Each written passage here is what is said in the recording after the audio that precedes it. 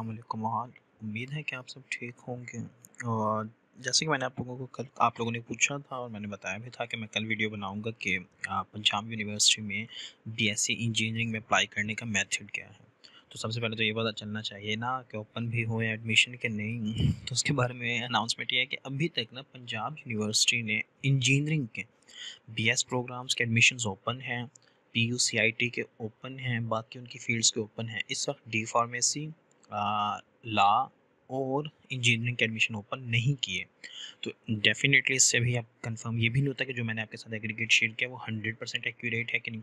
वैसे तो चांसेस यही है कि वो ही होगा, क्योंकि सिर्फ उन्होंने प्रीवियस ईयर में चेंज किया था अपना एग्रीगेट फार्मूला। वो भी इसीलिए चेंज किया था क्योंकि यूईटी ने अपना एग्रीगेट फार्मूला चेंज किया था। अदरवाइज़ हमेशा से पीयू का इंजीनियरिंग का एग्रीगेट हमेशा यूईटी के बराबर ही होता है। अब इन्होंने इंजीनियरिंग एडमिशन में डिले क्यों कर रहे हैं, उसकी वजह जो मुझे लगती है मैं आपके साथ वो ज़रूर शेयर करता हूँ, क्योंकि मुझे ये लगता है आम तौर पे ना पीयू ने कभी भी यूईटी के साथ डायरेक्टली क्लैश नहीं लिया। In case of engineering departments ये कभी भी एक साथ ओपन नहीं करते एडमिशन। अब उसकी वजह भी होगी क्यों नहीं करते। उसकी वजह ये है कि अगर एक ही बच्चा पीयू में अप्लाई करता है और यूईटी में अप्लाई करता है, पीयू में भी केमिकल में करता है, यूईटी में भी केमिकल में करता है, अच्छा जी, अब उसका एग्रीगेट तो सेम है वैसे दोनों जगह पे, तो वो आमतौर पर बच्चों की कोशिश होती है कि इंस्टीट्यूट प्रेफर करते हैं तो वो यूईटी को प्रेफर करेंगे, पीयू को प्रेफर नहीं करेंगे। इसकी वजह से वो यूईटी की पीयू की जो सीट्स होंगी ना वो कुछ खाली रह जाएंगी इन द एंड, या कुछ बच्चों का एडमिशन वेस्ट हो जाएगा। तो इसीलिए जो पीयू है ना अपने इंजीनियरिंग के स्पेशली जो हैं एडमिशन वो थोड़ा लेट ओपन करती है। आमतौर पे यूईटी की जब पहली एक दो लिस्टें लग जाएं या फिर इवन के यूईटी के पूरे एडमिशन प्रोसीजर के बाद, लेकिन इस दफ़ा यही लग रहा है कि शायद ज़्यादा से ज़्यादा वेट करें भी तो एक ही लिस्ट का करेंगे, मैक्सिमम करें, क्योंकि और एडमिशन्स ऑलरेडी काफ़ी डिले हो चुके हैं। तो वो ज़्यादा वेट इस दफ़ा शायद ना करें। ये मैंने उनकी वेबसाइट पे भी वैसे चेक किया है कि उनके भी एडमिशन ओपन नहीं हुए। मैंने कंफर्म भी किया, कॉल करके भी पूछा है उनसे। जैसे ही उनके एडमिशन ओपन होते हैं मैं उससे रिलेटेड फिर आपको बता दूंगा कि हाँ जी अब हो गए हैं और ये लास्ट डेट है, इस तरह जो भी उसका प्रोसीजर होगा। लेकिन जैसे कि मैंने ये कहा था कि मैं आपके साथ प्रोसीजर शेयर करूँ, तो प्रोसीजर आपके साथ मैं शेयर करने लगा हूँ कि आपके चीज़ें कौन कौन सी रिक्वायर्ड हैं। मैंने पहले भी कहा था कि जब एडमिशन्स ओपन होते हैं ना किसी भी यूनिवर्सिटी के लेट, तो वहाँ पे ये चांस ज़रूर होता है कि आपको टाइम जो है ना टाइम विंडो वो थोड़ी कम दें, विंडो स्लॉट आपको बहुत कम मिले, यानी आपको 2-4 दिनों में अपना काम पूरा करना होता है उन दिन में। तो इन केस अगर पीयू ऐसे करती है तो आपको पहले से तैयार तो रहना चाहिए। तो आपकी तैयारी के लिए मैं आपके साथ डिटेल शेयर करने लगा कि प्रोसीजर में जो एप्लीकेशन के प्रोसीजर में आपको चीज़ें रिक्वायर्ड होंगी वो क्या क्या हैं, और आपने वो पहले से ही रेडी रखनी है अपनी। तो वो क्या क्या है जी। सबसे पहले तो एप्लीकेशन जो फिल करेंगे आप, जैसे कि आपने अभी पीयू की वेबसाइट पे की होगी बाकी फील्ड्स के लिए, बीएस प्रोग्राम्स के लिए, तो उस तरह का ही या वही आई थिंक यूज़ होगा। वैसे तो वही यूज़ होता रहा प्रीवियस ईयर में, इस दफ़ा देखते हैं क्या करते हैं। तो वो उस तरह का एक आपकी फ़ाइल पूरी की पूरी रेडी होनी चाहिए। एप्लीकेशन वो जब आएगी तब पता चल जाएगा कि कौन सी है। तो उसके अलावा जो आपको चीज़ें चाहिए वो कौन सी हैं, एक तो आपका चालान भी वहीं से आ जाएगा।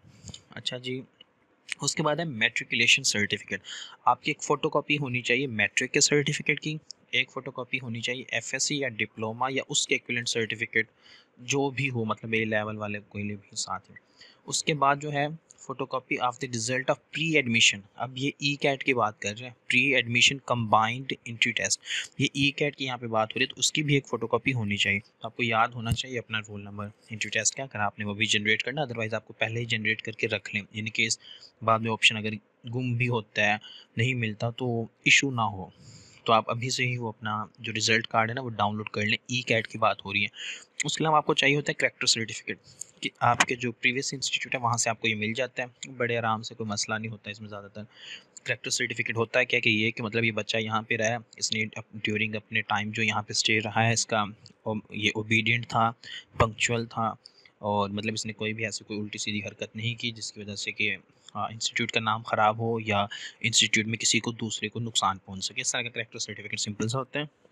और डोमिसाइल, जैसे कि मैंने पहले बताया कि डोमिसाइल वैसे तो मुझे नहीं पता, काफ़ी बच्चों ने अभी तक नहीं बनवाया हुआ। डोमिसाइल तो बहुत मस्ट होता है यार, ई कैट के दौरान ही लोग बनवा लेते हैं। आप लोगों ने काफ़ी डिले कर दिया है, तो अभी भी टाइम है अर्जेंट बेसिस पर बनवाने। अर्जेंट बेसिस पे 2 से 3 दिन में बनता है, पैसे एक्स्ट्रा लगते हैं लेकिन 2-3 दिन में आपको मिल जाता है। अच्छा जी, इसके अलावा हाफ़िज़ कुरान जो होंगे, अब उनके लिए भी हैं गाइडेंस के, हाफ़िज़ कुरान जो है उनका एक सर्टिफिकेट होना चाहिए। उन्होंने जिस इंस्टीट्यूट से वो हिफ्ज़ किया होगा। उसके अलावा जो फैकल्टी होगी वो अपना इंटरव्यू भी लेंगी। कहीं से भी कुरान सुन सकते हैं, आपसे कुरान के बारे में कुरान की कोई भी सूरत सुन सकते हैं, जो इसीलिए कि पता चले कि हाँ जी ये जो कह रहा है कि वो सच है, कि इसने फेक तो नहीं बनवाया हुआ ऐसे सर्टिफिकेट भी। उसके अलावा माइग्रेशन सर्टिफिकेट आ जाता है अगर कोई किसी ने और बोर्ड से एग्ज़ाम पास किया हुआ है, मतलब कि वो लाहौर से नहीं है, किसी समझ लें कि केपीके वाले आना चाह रहे हैं या फिर सिंध वाले या इस तरह के जो हों। मैं पढ़ के भी बताता हूँ। Migration certificate in case of applicant has passed FSC diploma examination from a board university other than Board of Intermediate and Secondary Education Lahore Punjab. Lahore Punjab के अलावा किसी भी और बोर्ड से अगर आपने पढ़ा हुआ है, या पंजाब यूनिवर्सिटी या पंजाब किसी भी ये बड़ी फील्ड्स के लिए वैसे आगे वाली जो चीज़ें, तो उन्हें अपना ये माइग्रेशन सर्टिफिकेट भी बनवाना पड़ेगा। मेडिकल फिटनेस सर्टिफिकेट जैसे कि यूईटी का था, उस तरह का ये जब ओपन होगा तो आपको वैसे मिल भी जाएगा, वहीं पे इनकी वेबसाइट पे आई थिंक आ जाएगा। तो आपको एक मेडिकल सर्टिफिकेट भी अपना बनवाना पड़ेगा। और उसके अलावा जो आपकी चीज़ रिक्वायर्ड होगी वो होगी एक पिक्चर, आपने पासपोर्ट साइज़ अपनी पिक बनवानी होगी 1.5 क्रॉस 1.5 की, जो छोटी पिक होती है उसे पासपोर्ट साइज़ पिक कहते हैं। वो मतलब वो आपको बनवा के ये अपनी चीज़ें अपनी पूरी रखें, ताकि जैसे ही एडमिशन ओपन हो आप लोग बगैर किसी टेंशन के, बगैर किसी मसले के अप्लाई कर सकें। फिर से मैं रिपीट कर दूं, अभी बीएससी इंजीनियरिंग के पीयू के पंजाब यूनिवर्सिटी के एडमिशन ओपन नहीं हुए, वो खुद अनाउंस करेंगे। जैसे ही अनाउंस होगा उस पर मैं आपकी वीडियो एक और बना दूंगा। इसके अलावा यार एक और चीज़ थी जो आप लोग क्वेश्चंस पूछते हो, मैं उसके बारे में बताना चाह रहा हूँ। मोस्टली आपके क्वेश्चन वो होते हैं जो मैंने वीडियो में ऑलरेडी आंसर कर दिए होते हैं, या उसी वीडियो में होते हैं जिसके नीचे आप कमेंट करके पूछ रहे थे अच्छा सर ये हो तो क्या होगा।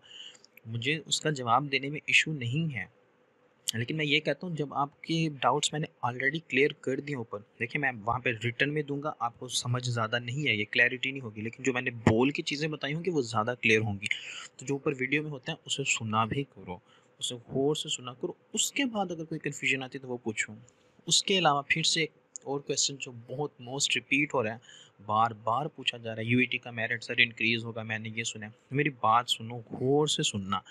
जो मैंने बताया है वो मेरे एक्सपीरियंस के हिसाब से मैंने बताया। मैंने जो काफ़ी अर्से से मैं इस फील्ड में 7 साल से जो मैं इस फील्ड में हूँ, तो मैं उस हिसाब से आपको बताना कि मेरिट ऐसे हो सकता है, ये चीज़ें मैटर करती हैं। बाकी बेहतर तो सिर्फ़ और सिर्फ अल्लाह की ज़ात जानने वाली है। कोई कह रहा है 80 से ऊपर होगा मिनिमम, कोई कह रहा है 75 से कम से कम होगा, ऐसा कुछ नहीं है। ये मैंने भी देखा है, फेसबुक पे काफ़ी लोग पोस्ट ऐसी कर रहे हैं। मेजॉरिटी जो है ना उनमें से वो वाले हैं जिन्होंने अभी खुद एडमिशन लेना है। वैसा क्यों कर रहे हैं, वो आपको डिग्रेड कर रहे हैं। आप अप्लाई नहीं करोगे, आप लोग अप्लाई नहीं करोगे इसी चक्कर में कि यार मेरा तो बनते नहीं, 74 है मेरा 73, आप अप्लाई नहीं करोगे, उनकी सीटें बन जाएंगी। तो ये सोच समझ के डिसीजन लेना है, किसी की बात पे गौर नहीं करना, कान नहीं धरने। जो बोल रहे हैं उन्हें बोलने दो, इग्नोर करो उन्हें। अगर आप उनकी बातों पे लगे रहे तो आप अपना उल्टा नुकसान करवा के बैठेंगे, उन्हें कोई नुकसान नहीं होगा। या कुछ ऐसे भी हैं जिन्होंने भी 1 साल हुआ है, खुद पिछले साल ऐसे ही आपकी तरह कंफ्यूज थे, क्वेश्चंस पूछ रहे थे, और आज वो खुद अपनी तरफ से मेंटोर बन के गाइडेंस दे रहे हैं। तो इनकी बातों पे कान ना धरो। अगर कोई सीनियर बंदा बात करता है, कोई सीनियर बंदा कहता है, तो डेफिनेटली उनकी बात सुनो। मैं ये नहीं कहता कि उनकी ना सुनो। एक्सपीरियंस बंदा कोई कहता है तो उनकी सुनो। हो सकता है मेरी बात सही हो सकता है उसकी बात सही हो सकता है किसी और की बात सही हो। मैंने सिर्फ और सिर्फ अपने एक्सपीरियंस के बेस पे बताया कि मेरिट डिक्रीज होगा, 0.1 होता है, 2 होता है, 5 होता है, 1 होता है, ये वक्त बताएगा। मेरे हिसाब से डिक्रीज ही होगा, जो मुझे लगता है। मुझे पता है, मुझे भी पता है एफएससी का रिजल्ट बहुत ज़्यादा है। आप लोग मुझे बार बार बता लो, मुझे आपको क्या लगता है कि मुझे नहीं इस चीज़ का पता होगा? मुझे भी पता है एफएससी में बहुत ज़्यादा बच्चों के इतने इतने मार्क्स हैं, लेकिन बाकी जो चीज़ें डेप्थ में हैं वो आप लोगों को नहीं पता, जो मुझे पता है। जो मैं चीज़ें अपने हिसाब से एनालाइज कर रहा हूँ, जो चीज़ें मैं देख रहा हूँ, जो फैक्टर्स मैं देख रहा हूँ, वो मुझे पता है, वो आपको नहीं पता। क्या आप अभी उस फेज़ में नहीं पहुँचे जिस पे आप भी इन चीज़ों को सोचेंगे, अच्छा हाँ ये भी तो होता है, ये भी होता है, ये भी मैटर करता है।